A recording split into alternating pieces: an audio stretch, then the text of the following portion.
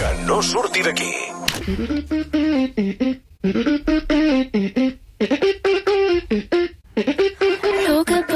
Sé que sóc molt pesat amb aquest tema, però en aquest estudi segueix la preocupació per saber com va la relació entre la Rosalia i en Jeremy Allen White, perquè és veritat que fa pràcticament 2 mesos que no els veiem junts en públic, i recordo que l'últim cop que els van veure junts va ser el mes de març, estaven per Chicago, van anar a veure unes galeries d'art, i llavors, pocs dies després, la Rosalia penjava aquell post d'Instagram on es veia una pissarra on ficava sentimientos, i deia pena, ràbia, dolor, impotència, i molta gent deduïa que potser estava passant un mal moment. Alivio, Sí, però escolta'm una cosa, aquí molts van pensar que estava preparant la nova Rosalia d'aquest nou disc que traurà, i que és un disc on parlarà de la seva relació amb en Rauw Alejandro.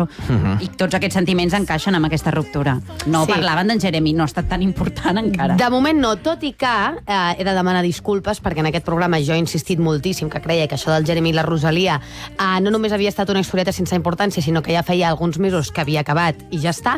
Doncs he de corregir les meves paraules, perquè el podcast de Moi, que són 2 noies cridaneres americanes fantàstiques, parlen sobre safrejos, i és veritat que moltes vegades, sense contrastar-ho en el sentit que no afegeixen fotos, que no t'ensenyen vídeos, però tenen molt bones fonts i gairebé sempre l'encerten, per tant jo me'n fio. Són Gossip Girl, perquè us en feu una idea. Vull dir, tot de gent informadora que els hi envia contingut i els diu, he vist tal persona en aquest restaurant, i elles de vegades contrasten i truquen al restaurant per preguntar si ha passat o no. Perdoneu. Però No, posa't aigua, ja. és que tant sortia a les festes de Sant Isidre.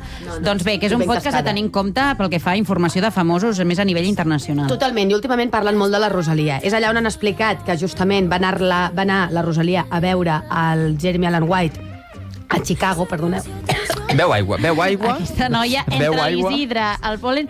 Doncs això, que van tenir una trobada després de la Met Gala, que va ser la Rosalia qui va anar a Chicago a veure en Jeremy, que probablement ja ha acabat de gravar la sèrie de The Bear, que s'estrenarà aquest estiu. Efectivament, però fins ara ell estava allà gravant això. En aquest mateix podcast també van explicar que la Rosalia i el Rauw Alejandro es van veure just la setmana de la Met Gala a un restaurant de la 5ª Avinguda de Nova York que es diu Cipriani, on, per cert, jo hi he fitxat. Sí? Està bé aquest restaurant És o un no? restaurant molt típic de Nova York, molt clàssic, de gent Italià. allà de sempre, sí, d'italians que van allà i que encara són molt italians.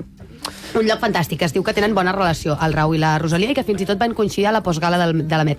No te n'enriguis, Però no perquè han estic passat- passant un mal Ja ho moment. sé, però parem un moment, parem, Però això desmenteix refesta. el que havíem dit, o apuntat potser vosaltres, sobre que Rosalia i Rauw Alejandro, la gala del Met, que van coincidir, potser haurien passat una estona junts. Això queda desmentit, si és veritat que la Rosalia va anar a veure en Jeremy a Chicago just després de la gala. No, jo em quedo una mica més tranquil, Jo perquè crec- tants dies, Tu estaves 2 mesos... molt en contra d'aquesta relació, eh? Jo crec que Rauw Rosalia hi ha bon ambient, bon rotllo, bueno, almenys una mica de, no? Allò de t'haig cordialitat. de tornar l'anell, no te l'haig de tornar, què fem amb aquest? Esclar. I que mentrestant, doncs, allà comprant bitllets per anar a Chicago a veure el Jeremy. Molt bé, amb el tema Jeremy Resort us hem d'explicar algunes novetats de la vida de Rosalia.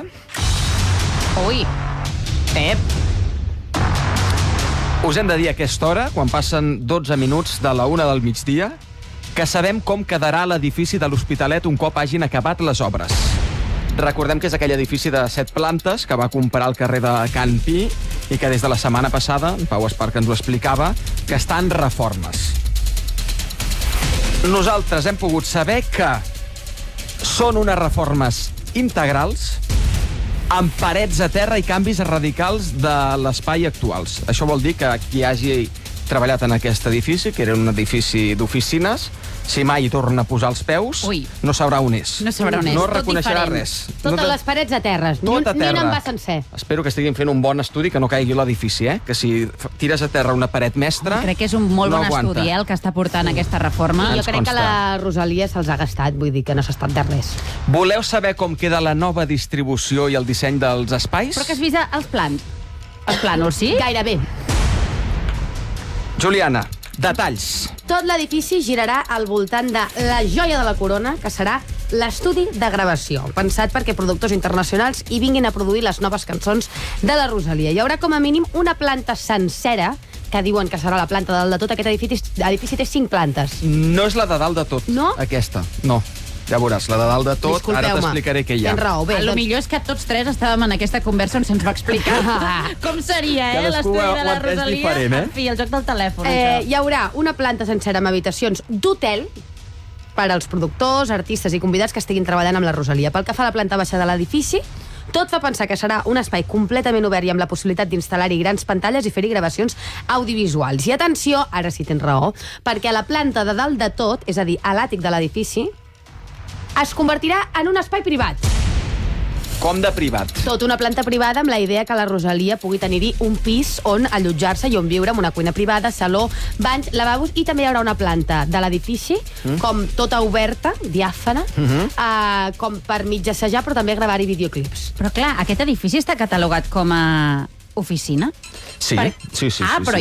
Però llavors pots dormir i fer com una espècie de...